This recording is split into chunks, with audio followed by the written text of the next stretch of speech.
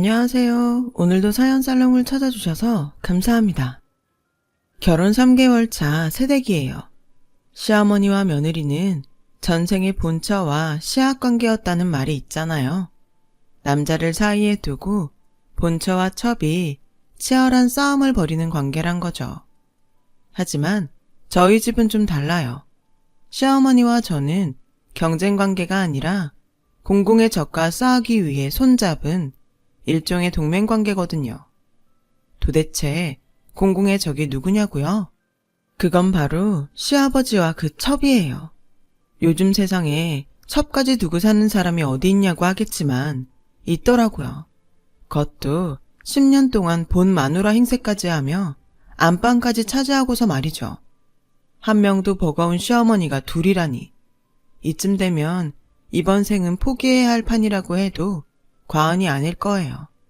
그럼 지금부터 절망에서 출발한 저의 시월드 이야기를 시작해 볼게요. 저는 남들보다 늦은 나이에 결혼을 했어요. 특별한 이유가 있었던 건 아니고 굳이 이유를 들자면 연애에 소질이 없었다고 할까요? 그런 절 보고 엄마는 늘 그러셨죠. 남들은 공부도 잘하고 연애도 잘들 하던데 넌 어째 그러니? 연애도 해봐야 좋은 신랑감을 고를 눈이 생기는 거야. 나 때야 부모님이 정해준 상대 만나 결혼했다지만 너희 세대는 다르잖니. 남들이 좋은 남자 다 채가기 전에 남자도 만나고 연애도 좀 해봐. 괜히 떨거지 만나서 된통 고생하고 살지 말고. 알았어? 그땐 엄마 잔소리가 귀찮기만 했어요. 결혼이야 해도 그만 안 해도 그만인데 왜 이렇게 결혼 타령인가 싶었으니까요. 그런데 30이 넘어 40을 바라보는 나이가 되고 보니 엄마가 왜 그렇게 결혼을 서둘렀는지 이해가 되더라고요. 주변에 괜찮은 남자들은 이미 짝을 만나 애 아빠가 되었고 저와 함께 솔로 라이프를 즐기며 살 것 같았던 친구들도 하나 둘 짝을 찾아 결혼을 하다 보니 결국 저만 덩그러니 솔로로 남고 말았거든요. 일종의 상대적 외로움이라고 해야 할까요? 그래서 결혼 생각을 하게 되었어요. 그런데 막상 발등에 불이 떨어지니 좀처럼 마음에 드는 남자를 찾는 게 쉽지 않더라고요. 하긴 갈 사람들은 다 갔으니 구미에 맞는 남자가 남아있기나 하겠어요. 엄마 말대로 떨거지들 아니면 돌싱들 뿐이었죠. 따지고 보면 저 역시도 남자들 입장에선 떨거지였을 테지만요. 아무튼 그래서 결혼을 포기할까 하던 그때 제 남편이 나타났지 뭐예요. 그것도 아주 가까운 곳에서 말이죠.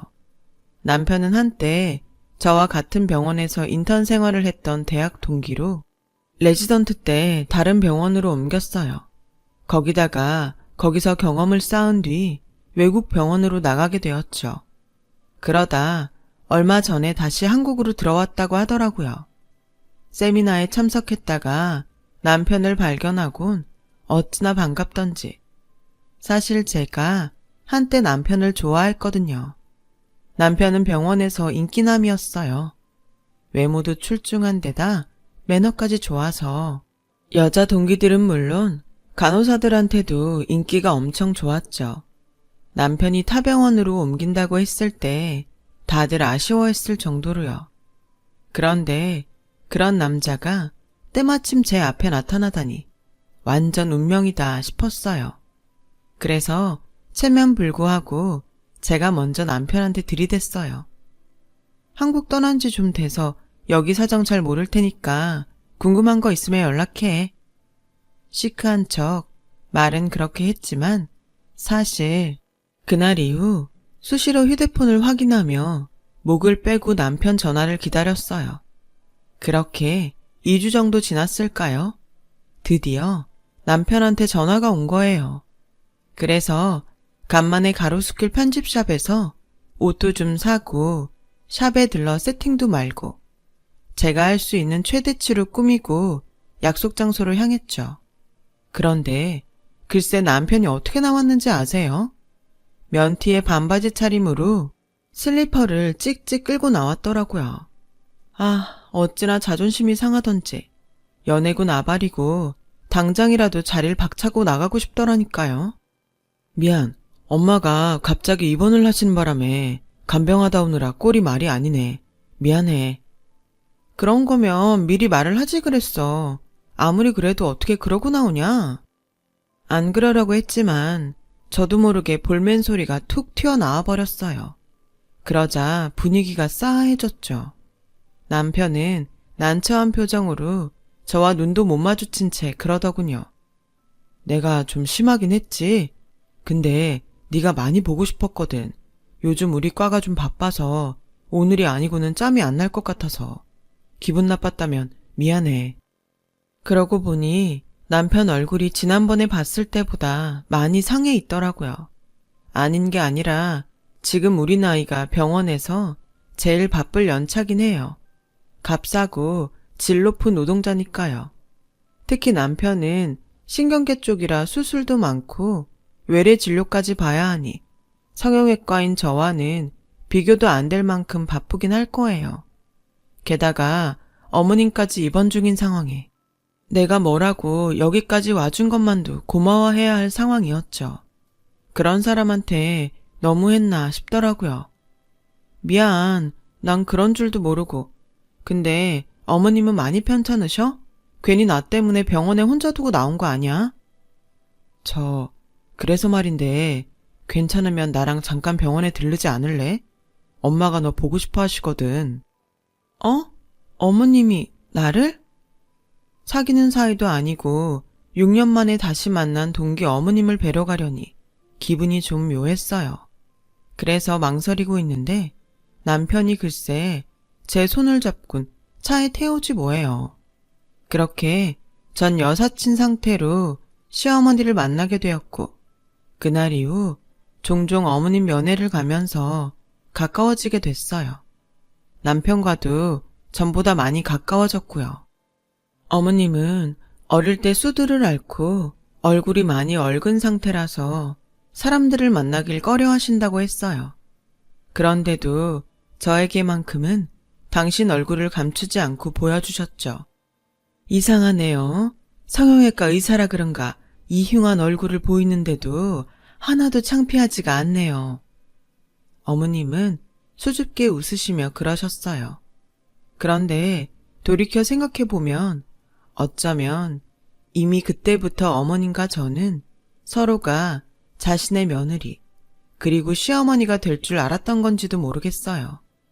어머님은 거의 한 달 만에 퇴원을 하셨고 이후로도 어머님과 저는 종종 밖에서 따로 만났어요. 얼굴의 상처 때문에 사람들 눈을 부담스러워 하시는 어머님을 위해 저는 어머님을 차에 태우고 교회로 드라이브를 나가곤 했어요. 그럴 때마다 어머님이 어찌나 좋아하시던지 보는 저도 흐뭇했죠. 그러던 어느 날이었어요. 청평호 근처에 차를 세우고 잠시 쉬는데 어머님이 그러시더라고요. 우리 정훈이 어때요? 내가 너무 앞서간다 그럴지 모르지만 내 보기엔 두 사람이 잘 어울리는 것 같은데 혹시 만나볼 생각 있어요? 글쎄요. 그게 어디 제 마음대로 되나요? 정훈이 생각도 있는데. 그런 거라면 걱정 말아요. 지금껏 한 번도 허튼 짓 한 적 없는 애예요. 그런 애가 아무 생각 없이 엄마한테 여자를 보여줬을까? 지도 생각이 있어서 그랬을 거예요. 어머님의 예상은 정확했어요. 얼마 뒤 남편이 제게 정식으로 사귀자고 대시를 했거든요. 6년 만에 재회한 지 3개월 만에 우리는 연애를 시작하게 되었고 1년 남짓 연애를 하고는 결혼을 하기로 했어요. 둘 다 직장도 확실하고 나이가 나이니만큼 양가 부모님들 모두 결혼을 서두르는 분위기였어요. 그래도 정식으로 찾아뵙는 게 도리인 것 같아 나를 잡아 양가 부모님께 인사를 드리러 가기로 했어요. 그리고 저희 집에 가는 날이 됐는데 뭐? 둘째 어머니? 그 얘긴 설마 아버님한테 첩이 있단 소리야? 아, 글쎄 제가 아는 어머님 말고 집에 아버님 첩도 같이 산다는 거 있죠. 진영아, 정말 미안해. 진작부터 말하려고 했는데 창피해서 도저히 입이 안 떨어졌어. 처음부터 속이려던 건 아니야. 정말이야. 믿어줘. 그걸 말이라고 해? 어쩜 사람을 이렇게 감쪽같이 속여. 그리고 우리 부모님한테는 어쩔 거야. 이게 감춘다고 될 일이야? 엄마 아빠한테 뭐라고 말하냐고. 장인 장모님께는 사정 말씀드리고 무릎 꿇고 사과드릴게. 남편은 울먹이며 한참을 빌었어요. 내일 모레면 마흔인 남자가 길거리에서 창피함도 무릅쓰고 울고불고 하는데 매정하게 뿌리칠 수가 없더라고요. 남편 얘기를 들어보니 어머님은 지방 유지의 고명딸로 어린 시절 꽤 부유하게 자라셨다나 봐요.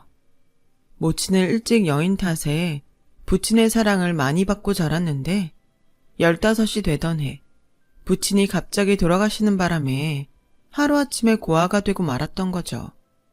그 많던 전답이며 재산은 사돈의 팔촌할 것 없이 다들 달려들어 뜯어갔고 남은 건 부친이 생전에 어머님 이름으로 사둔 서울의 한옥집 한 채뿐이었대요.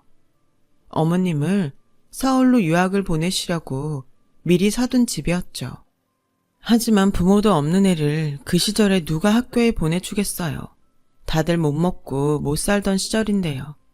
그때 서울에서 소식을 듣고 찾아온 분이 바로 어머님의 시아버지셨대요.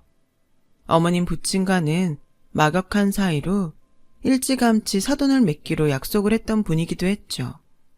그 친구분을 따라 15 나이에 시댁에 들어가 살게 된 어머님은 박색이란 이유로 남편한테 외면당하고 없는 살림에 군 식구가 늘었다며 당신 시어머니한테 그렇게 구박을 받았다고 하더라고요. 당시 부친의 친구분은 전국을 떠돌며 토목공사를 하던 분이라서 집을 비우는 날이 많았고 그래서 어머님은 학교도 못 간 채 그 집에서 식모처럼 살았던 모양이에요. 성인이 된 후 혼인을 하고 정식으로 그 집 며느리가 됐지만 시댁 식구들의 냉대는 여전했죠. 유일하게 어머님한테 다정했던 사람은 당신 시아버님 뿐이었대요. 그래서 유일한 재산인 한옥집을 당신 시아버님이 하시는 사업에 투자 명목으로 선뜻 내어드렸고요. 한옥집이라도 규모가 엄청난 거여서 당시에 상당한 가격을 받았다나 봐요. 며느리 돈으로 남편 사업도 힘을 받자 구박하던 시어머니도 며느리를 아껴주기 시작했는데 하필이면 그때 두 분이 연이어 세상을 떠나시면서 또다시 어머님한테 시련이 닥쳤지 뭐예요. 아버님의 외도가 시작된 거죠. 본부인이 버젓이 집에 있는데도 밖에서 여자들을 만나고 다니기 일쑤였고 그러다 10년 전부터 지금의 둘째 부인을 아예 집에 데리고 들어와 함께 살기 시작했다고 하더라고요. 어머님이 아들을 생각해서라도 제발 집에는 들이지 말아달라고 그렇게 빌었는데도 들은 척도 안 하고 말이죠. 그리곤 어머님을 문간방으로 내쫓고 안방을 처백에 내어주셨대요. 너도 생각을 해봐라. 내가 네 얼굴 보고도 안고 잘 맛이 나겠냐? 그러니 어쩌겠어. 예쁜 둘째 부인이라도 드려야지. 싫으면 이혼 도장 찍고 나가든가. 먹긴 놈이 성낸다고 아버님은 오히려 이혼하자고 큰 소리를 치며 어머님을 괴롭혔고 그런 모습을 보다 못한 제 남편이 어머님한테 차라리 당장 이혼하고 자기랑 둘이 나가 살자고 했다더라고요. 그래서 저희 병원에서 인턴을 마치자마자 타 지역 병원으로 가서 레지던트 과정을 밟은 거였더라고요. 사실 그때 많이 망설였어. 내가 너한테 고백을 하려고 반지까지 준비했던 참이었는데 집안일이 그렇게 되는 바람에 말도 못하고 떠날 수밖에 없었어. 안 그랬으면 진작 결혼을 했을 텐데. 남편 얘기를 듣고 상황 파악은 됐지만 저조차도 납득이 안 가는데 어떻게 우리 부모님을 설득해야 할지 정말 고민이 됐어요. 그래도 어쩌겠어요. 일단 어떻게 되든 부딪혀는 봐야죠. 그래서 일단 저희 집으로 갔어요. 사위감 온다고 한껏 음식을 준비한 엄마는 어디 있다가 이제야 나타났냐며 이제라도 당신 딸을 구제해줘서 고맙다고 좋아하셨어요. 이런 엄마를 보니 더 걱정이 됐어요. 무거운 마음으로 꾸역꾸역 밥을 먹은 남편과 저는 드디어 부모님께 모든 사실을 전했어요. 예상대로 엄마가 뒷목을 잡으시며 노발대발하셨죠 뭐. 뭐? 첩? 게다가 본처랑 다 같이 한 집에 산다고? 미쳤어, 미쳤어. 안 돼. 나 이 결혼 절대 허락 못해. 너 꼭 이런 집에 시집을 가야겠니? 여보, 얘 좀 말려봐요. 아빠는 딱히 뭐라고 하진 않으셨지만 역시나 못마땅하신지 허공을 향해 한숨을 푹 쉬셨어요. 그 앞에서 제 남편은 새빨개진 얼굴로 고개도 못 들고 있었고요. 엄마, 어차피 분가해서 살 건데 본처랑 첩이 한 집에서 살건 말건 그게 무슨 상관이야. 이 기집애야, 정신 차려. 시어머니 하나도 힘든데 넌 첩까지 둘이나 모시고 살아야 돼. 근데 그게 왜 상관이 없어? 게다가 자식은 부모를 보고 자라는데 이 사람이라고 안 그럴 거라고 누가 장담해. 그때였어요. 그때까지 아무 말씀 안 하시고 잠자코 계시던 아빠가 나직한 목소리로 그러셨죠. 그래, 자네가 무슨 죄겠나. 부모 허물을 자식한테 물을 수야 없지. 이 자리에 오기까지 자네 심정은 또 오죽했겠는가. 그러니 고개 들게 앞으로 타산지석으로 삼고 살면 돼. 비록 부치는 그렇게 사셨지만 자네는 그러지 않으면 되는 걸세. 여보, 이 결혼 진행합시다. 아빠는 남편의 손을 꼭 잡아주시며 말씀하셨어요. 아니 여보, 그래도 이건 아니죠. 안 싸더니 버젓이 살아있는데 첩을 집에 들이는 게 말이 돼요? 난 남 탓스러워서 싫어요. 이럴 바엔 시집 안 보내고 말지. 엄마는 아예 등을 돌리고 앉으셨고 아빠는 그런 엄마를 달래셨어요. 우리 딸이 고른 남자야. 부모가 돼서 자기 자식 안목도 못 믿으면 쓰나. 그러니 기분 풀고 좋은 마음으로 애들 결혼 축복해 줍시다. 결국 엄마는 아빠의 뜻에 따라 결혼 승낙을 해주셨고 남편은 가시방석에 앉아있다가 집으로 돌아갔어요. 이렇게 결혼식도 올리기 전부터 시아버지의 추잡한 실체를 알게 된 저와 부모님은 아버님에 대한 감정이 좋을 수가 없었어요. 그런데 여기서 끝이 아니었어요. 시간은 흘러 상견례 날이었어요. 일찍 도착한 우리 식구는 예약한 룸에서 시댁 식구를 기다리고 있었어요. 그런데 잠시 뒤 룸 안으로 아버님을 따라 둘째 어머니가 들어오지 뭐예요. 저희 부모님은 아직 시어머니 얼굴을 본 적이 없으셔서 당연히 이분이 시어머니일 거라고 생각하셨죠. 아들애는 병원에서 바로 온다고 해서 우리 부부만 따라왔습니다. 둘째 어머니는 간드러지는 목소리로 상황을 설명했어요. 전 밖으로 나가서 남편한테 전화를 했죠. 둘째 어머니가 와 있다고요. 그랬더니 남편이 침착한 목소리로 알겠다고 하더라고요. 그런데 그 목소리가 왠지 먼 일을 벌일 것만 같았어요. 전화를 마치고 룸으로 들어가 보니 시아버지가 저희 부모님 앞에서 돈 자랑을 하고 계시더군요. 창피한 줄도 모르고 말이죠. 더 가관인 건 둘째 어머니였어요. 난 또 교육자 집안이라고 해서 대학 교수나 하다못해 학교 교장은 되는 줄 알았더니 교감도 아니고 평교사요? 아휴, 그 나이 먹도록 승진도 못하고 뭐 하셨대요 그래? 형편도 우리에 비해 한참 떨어지던데 그러면서 어떻게 우리랑 사돈할 생각을 다 하셨대요? 보기보다 뻔뻔하시네요. 아시다시피 의사사위 얻으려면 병원에다 차랑 아파트는 기본인데 이래서야 어디 제대로 혼수나 해올 수 있을지 모르겠네. 얘, 너 혼수해올 자신은 있는 거니? 그 말에 순간 꼭지가 돈 저는 외람되지만 저도 의사예요. 말씀하신 논리대로라면 저도 병원이랑 차, 아파트 꼭 받아야겠네요. 둘째 어머니, 해줄 자신 있으세요? 둘째 어머니라는 말에 저희 부모님은 그제야 이 여자의 정체를 알게 되셨고 엄마는 속이 타는지 찬물을 벌컥벌컥 들이키셨어요. 아빠는 표정이 싹 굳어버렸고요. 그리고 혼수 문제는 어머님이랑 해야 할 얘기는 아닌 것 같은데요. 예, 너 그게 무슨 말이니? 그럼 난 시어머니가 아니란 소리니? 뭐 이런 막대 먹은 애가 다 있어. 여보, 나 이런 대접 받고서는 절대 이혼사 못 치러요. 결혼 전부터 시아미한테 눈부릅 뜨고 대드는 며느리를 어떻게 드려요? 여보, 이 결혼 당장 무릅시다. 그때였어요. 문을 박차고 남편과 어머님이 들어왔어요. 당신이 뭔데 그딴 소리를 해요? 무슨 권리로 내 어머니가 있어야 할 자리에 앉아서 망발이냐고요.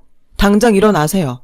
한 번만 더 내 어머니 자리 탐내고 허튼 짓 하면 저 안 참습니다. 남편은 달려들어 둘째 어머니 팔을 잡아 자리에서 끌어냈어요. 그러자 아버님이 버럭 소리쳤죠. 이놈이 지금 뭐 하는 짓이야? 어디서 내 마누라한테 손을 대? 너 그러고도 멀쩡할 줄 알아? 건방진놈 같으니라고. 이 무식한 여편네야. 이게 다 네 탓이야. 네가 못 배우고 무식한 탓에 자식 교육을 제대로 못해서 아들놈이 부모 무서운 줄 모르고 날뛰는 거라고. 징그러운 낯짝 들고 서 있지 말고 당장 이놈 자식 데리고 나가. 집도 절도 없는 고아를 받아주고 먹이고 입혀줬더니 은혜는 못 갚을 망정 우리 집을 콩가루로 만들어? 으이구, 아버님만 아니면 저걸 진작 쫓아내는 거였는데. 아이고, 속 터져. 아, 당장 안 나가고 뭐 해? 그러자 어머님이 물이 든 컵을 집어 아버님 얼굴에 뿌렸어요. 정신 차려라, 이 노망난 늙은이야. 집도 절도 없는 날 받아줘? 지금까지 네가 벌어먹고 산 그 회사 누구 돈으로 차린 건 줄은 아니? 내 돈이다. 우리 아버지가 내 앞으로 산 내 집 팔아서 그 회사 차린 거라고. 근데 왜 지금까지 네 더러운 꼴을 보고도 참았는 줄 알아? 네 아버지 얼굴 보고 참은 거야. 죽는 순간까지 못난 자식 걱정에 눈물 짓던 네 아버지가 불쌍해서 그래서 이를 악물고 참아준 거라고. 무식해? 내가 무식하다 한들 너 같은 잡놈만큼 무식할까? 다른 건 몰라도 내 아들은 너처럼 안 키우려고 이날 이때까지 내 자리 지키며 버텨왔어. 자식이 부모 등 보고 자란다는 말에 애비는 저 모양이라도 애미라도 제대로 사는 모습을 보여야 내 새끼 온전히 클 것 같아서 지금껏 참고 살았다고. 근데 더는 안 되겠어. 니들 잡것들이 내 새끼 혼사까지 망치는 이 마당에 내가 뭘 더 참겠냐. 오냐, 이혼장에 도장 찍어주마. 이혼을 해주겠다는 말에 아버님과 둘째 어머니는 뛸 듯이 기뻐했어요. 정말 이혼해 줄 거야? 이혼만 해준다면 내가 그 집 당신 줄게. 정말이야. 그래요, 형님. 그간 밥하고 빨래해준 노고를 생각해서 내가 반지도 몇 개 빼드릴게. 필요하면 뭐든 말해요. 내가 이 좋은 날 형님한테 뭔들 못 해주겠어요. 놀구들 있네. 니들이 안 줘도 그건 다 내 거니까 선심 쓰는 척 하지들 마. 당장 들어갈 집도 없는 것들이 어디서 생색이야. 누가 누굴 동정하냐고. 아참, 그 전에 알아둬야 할 게 있어. 네 아버지가 내 집 판돈 받으시면서 써준 각서가 있거든. 언제든 내가 원하면 회사를 나한테 주시겠다고 말이야. 그 회사 당장 돌려받아야겠다. 한 푼도 안 빼고 고스란히 다 받아내야겠다고. 네가 입고 있는 옷이며 빤스 한 장까지 다 받아낼 테니까 각오해. 그날 상견례는 수십 년 동안 참아온 어머님의 도끼 어린 복수전으로 끝이 났어요. 그 자리에선 어머님 말에 콧방귀를 뀌던 아버님은 얼마 뒤 어머님이 선임한 변호사를 통해 그 말이 실언이 아니었음을 알게 됐고 회사 반환 소송과 더불어 이혼 위자료 소송까지 각각 발급된 소장을 받아들곤 사색이 됐다고 하더라고요. 둘째 어머니 역시 어머님에게서 상간녀 위자료 청구 소송을 당해서 난리가 났고요. 어머님 예언대로 둘째 어머니는 반지며 목걸이 등 폐물을 팔아서 위자료를 만들게 됐죠. 이미 회사도 집도 뺏긴 아버님한테선 돈 나올 구멍이 없었으니까요. 결국 그동안 군림하던 집에서 알몸으로 쫓겨난 두 사람은 어머님 앞에서 무릎을 꿇고 싹싹 빌었지만 어머니 대답은 이랬어요. 여들의 삶은 호박에 이해 안 들어갈 소리들 하지 말고 당장 내 눈앞에서 사라져. 안 그랬다간 경찰한테 쇠고랑 차고 끌려나가게 될 테니까. 여자가 한을 품으면 5개월에도 서리가 내린다는데 수십 년을 가슴에 한을 품고 산 어머님이 서리만 내렸겠어요? 천둥 번개에 하다못해 태풍 정도는 불어야죠. 그리고 저희는 어머님과 상견례를 갖고 석 달 전에 결혼식을 올렸어요. 제가 합가를 하자고 말씀드렸지만 남은 인생은 누구의 아내도 누구의 엄마도 아닌 당신의 이름으로 살고 싶으시다고 거절을 하셨죠. 그리고 놀라운 일도 있었어요. 어머님이 저희 병원에 찾아오셔서 성형수술 견적을 받으셨지 뭐예요. 정확히는 곰보수술과 코성형이었어요. 그간 얼근 얼굴을 감추려고 숨기기만 하셨는데 이제는 당당히 드러내고 살고 싶으시다더군요. 그래서 어머님 성형은 제가 맡아서 예쁘게 해드리기로 했어요. 무분별한 성형엔 저도 반대지만 저희 어머님처럼 성형을 통해 자신감을 얻을 수 있다면 기꺼이 찬성이니까요. 우리 어머님 앞으로는 예쁜 모습으로 행복하시길 바래요. 지금까지 제 사연을 들어주셔서 감사합니다. 여러분들도 내면이 더 아름다운, 내면이 더 행복한, 그래서 더 알찬 삶이었으면 좋겠습니다. 건강하세요. 여러분, 사연 댓글에 응원과 현명한 조언 부탁드려요. 좋아요와 구독은 저에게 큰 힘이 됩니다. 오늘도 좋은 일 가득하세요.